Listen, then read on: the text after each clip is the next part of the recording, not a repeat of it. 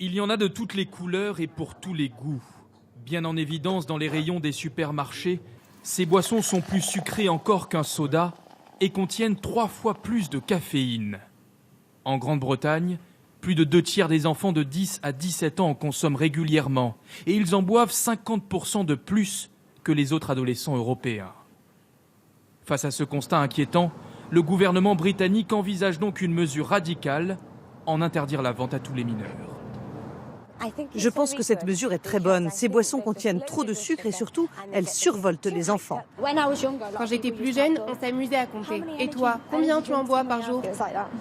Quand tu as 16 ans, moi je pense que tu es assez vieux pour choisir ce qui est bon pour toi. Évidemment, l'annonce ne plaît pas à tous les Anglais, mais elle répond à un enjeu de santé publique. Outre l'obésité infantile, les médecins ont constaté que ces boissons énergisantes avaient un impact sur le sommeil des enfants. Des cas d'hyperactivité dans les écoles ont même été constatés par les professeurs et les autorités sanitaires. La prise de conscience ne date pas d'aujourd'hui. Avant même l'annonce du gouvernement, certains commerçants, comme cette mère de famille, avaient eux-mêmes pris l'initiative de ne plus vendre ces boissons aux mineurs.